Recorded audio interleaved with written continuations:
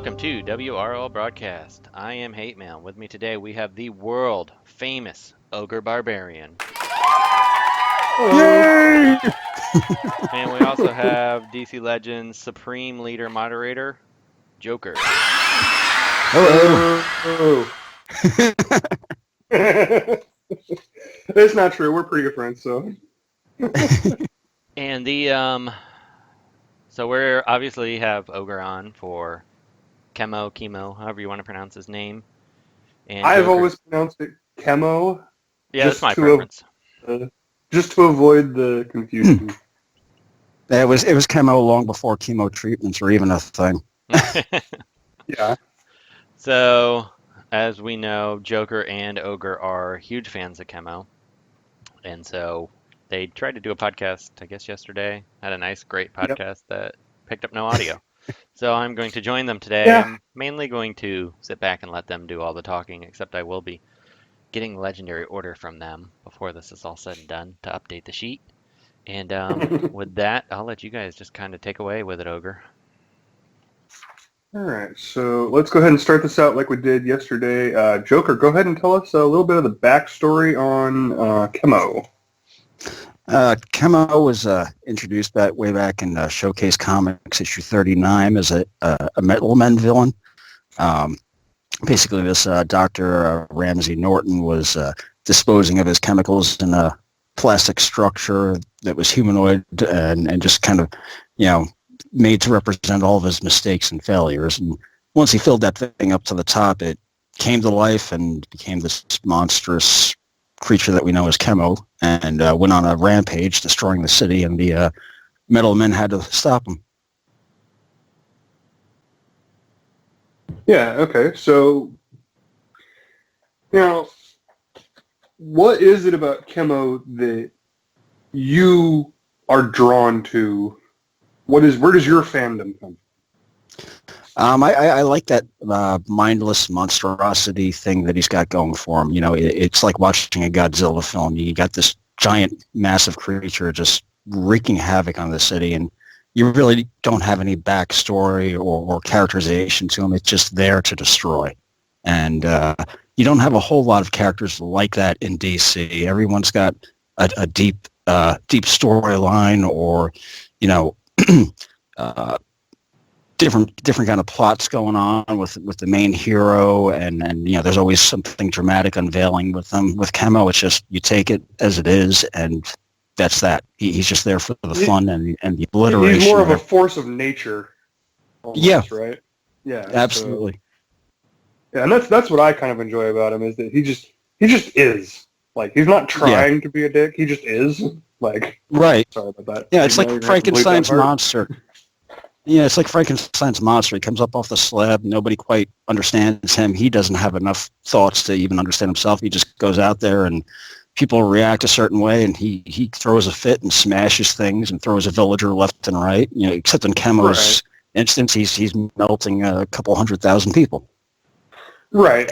And that was something else that you brought up yesterday, was that Chemo has been weaponized multiple times. Yep. Yeah. The Crisis of Infinite Earths, all the major DC crossover storylines, the bad guys happen to take a hold of him and weaponize him for some use. Brainiac and Lex Luthor of Earth 4 dropped him on New York City. He was dropped onto Bloodhaven. Joker and Grodd had used him later on in another crossover event. So he's constantly involved in these big crossovers and constantly a huge weapon that's being dropped on something. Right. Okay. And in as far as DC Legends goes, what drew you to Chemo? I know you mentioned yesterday that, seeing a character like this makes you excited for the future of DCL. Yeah, absolutely.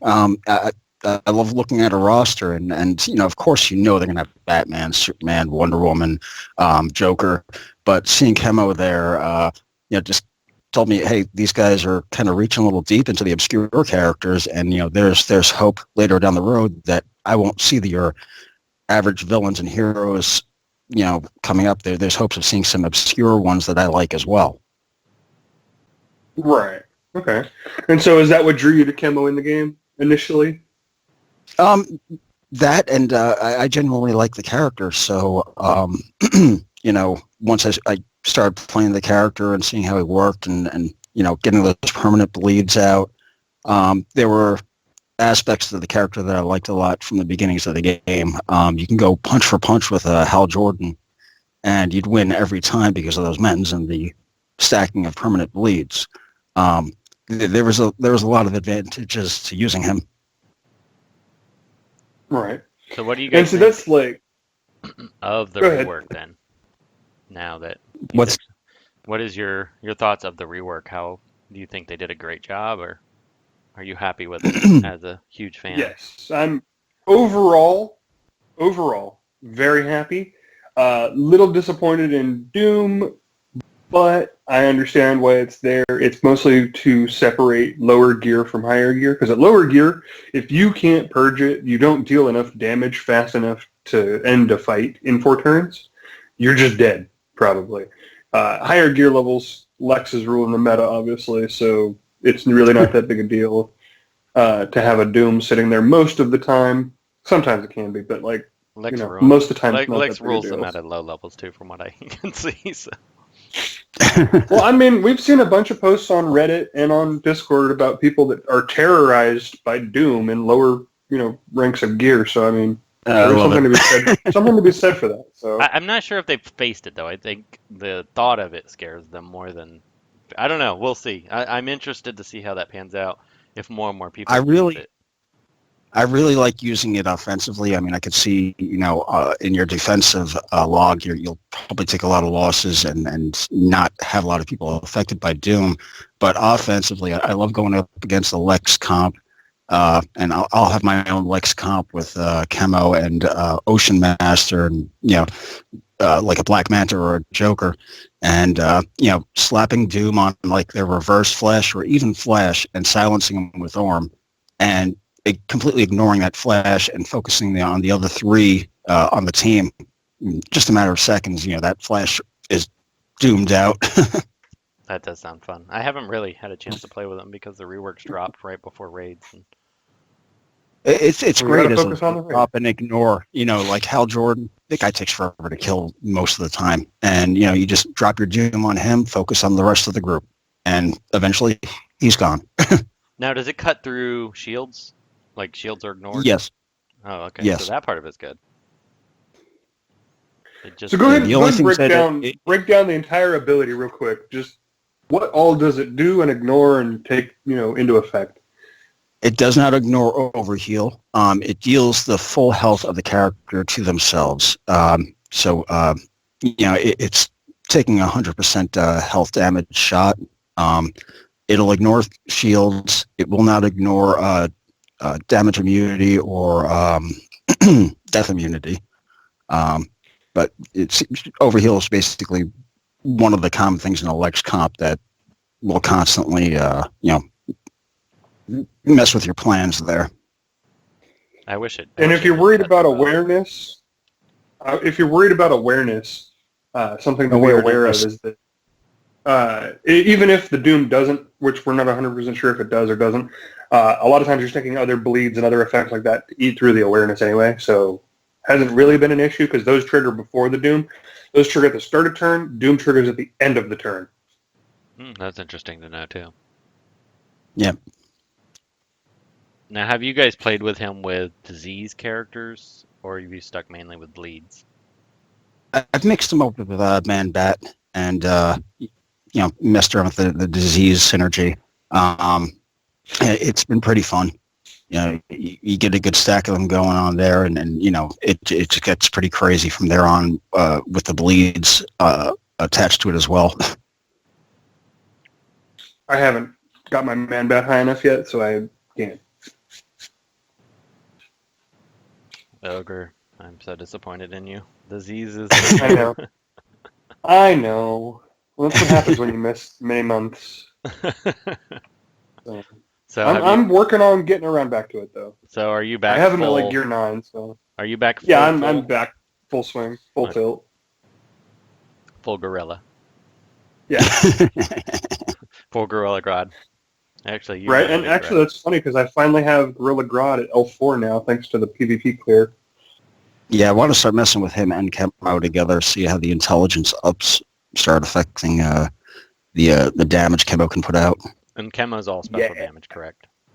Yes. Okay, that's what I thought, but I just want to confirm for the Mm-hmm. listeners. So what would you prioritize if you were an L1 Chemo player? What's your first legendary? Corrosive Anatomy. And that is his 4, correct? Yes, his first passive, number 4. Yeah, I agree with him on that one. So that's use Chemtrail on the attacker, which is your basic. Yeah, and there's basically no gate on it, so just it's a free counterattack. You get hit, punch them back. Like, Nice. Yep. take it. Be happy with it. Trust me, it's amazing. And I'm guessing that would mean that you would take his basic as his second legendary. This is where things get contentious. Okay. Any of the 3, 1, 2, or 5, any of them can be argued to be the best, depending on how your team is set up to take advantage of it. Those are being the disease on his basic, the can't miss on his AoE, and the start battle with taunt. All 3 of those are really good and can be mixed and matched whichever order you really kind of want them, I think. See, I would lean but towards his 5. I personally That's put exactly one what I higher. got as my second, is this 5. Well, let's just go ahead and give the full breakdown then. My personal order is 4, 1, 2, 5, 3. Okay. Okay. Mine is 4, 5, 2, 3, 1. See, I'm not as high on the 2 because I don't know about the cannot miss is great, but I mean it just seems like Vasion isn't as prevalent as it used to be. Well, Charlie's you different. get a lot of Casey Kane's in there, just sitting there in invisible stealth mode. I like to drop a bleed on her. Yeah. You know, she's showing up a lot in the team comps I'm facing right now, and it's pretty much why she's pretty much the reason I prioritize it in there right now for what you see in there going Now, up against teams. from the way I understand it, his 4, it applies bleeds first, then does his chemtrail, which means you're guaranteed to apply the disease, correct? Yes. Okay. That makes that 1 pretty awesome. Yeah, order of operation there is really handy. Well, I mean, the disease, I put that down last for myself is, you know, with all the bleeds going on and the Doom already set up, that single disease, I personally don't see doing a whole lot. It's neat if everyone's getting tagged with it and it's actually sticking, but yeah, I rather just focus I on look people. at it as another layer to get rid of before Doom falls off, because Doom is prioritized later on in the purge cycle. Bleeds Right. and disease come off first, so Yeah, I can see what also this it order through is awareness. kind of funky because I mean, like Doom seems like it's the least useful of the bunch, but if you're depending on the type of team you're fighting and if you just because of the fun factor. Well, Right. there's ways to utilize it. I mean, if you mix him up in, like, say, one of your stun comps, and he's Yeah. just thrown in the middle, you freezing everybody up, and they can't purge that Doom. You drop it on the tankiest tunes, whether it's Barda or whomever, and you focus on those strikers first, and you just let that one passively get killed off, and work your way through other teams with the same kind of strategy in mind. I personally think, depending on what kind of team you're trying to build around him, whether it's disease, bleed, or focusing on the Doom, is really going to change up the order for everybody. I think he's kind of just one of those mixed bags. Yeah, I think you're right. I'm gonna Now, put on the order. Order isn't real important. Depends on the comp you want. So right. And something to be said for me, just because I put his 3 last doesn't mean it's not good. right. I put it last because I personally think it's inconsistent because it's a 60% chance. That's just me. I don't I don't would think the prefer 60% it be chance is higher, as big a but deal. I don't think it matters a whole lot. I think it's the 4 turns that just so few matches make it 4 turns. Well, that's the thing. Chemo hits relatively hard now, with his basic. So if he's throwing out counterattacks left and right, Doom's not going to get a whole lot of chance to shine most of the time. Plus, there's so many people that can purge it right off. Lex. Yes. Just one shot everybody. Yeah. Wonder Girl. It's my problem. Putting him with my Joker is the Joker just ends up killing so many characters before the Doom can pop off. Right. Now, are you taking him RB5? Either one of you? Yes. I plan to as soon as I have the shards for it. I have the crystals. I got him up to 2 yesterday. How many shards are you from Joker? I'm way off. I think I have 400 going into RB3. So I'm hoping that he gets an event next month or something. I was so disappointed Hawk Girl didn't get it this month, and we got stupid Siren. But you're probably excited about Siren, so. Yeah, she's another one that I'm going to farm to RB5.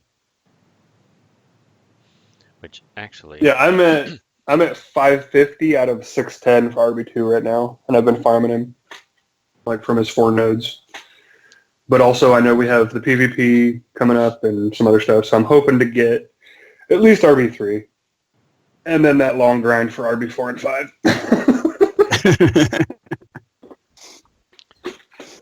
All right, guys. Well, anything else on Chemo? And then if you guys have time, I need to do a Siren episode, so we could do that next if you guys have a few minutes. Sure. Yeah, that sounds fun. Some things that we spoke about in the last one that I think would be relevant to bring up is our view on raids and the inability for bleeds to have an effect. Oh, yes. That is a big deal. Which, actually, let's save that for the Siren episode, because that one's going to come out first. Sounds good. Okay. All right. And with that, thanks for listening. Thanks for listening. Hang on. Thank you. Lost my recorder.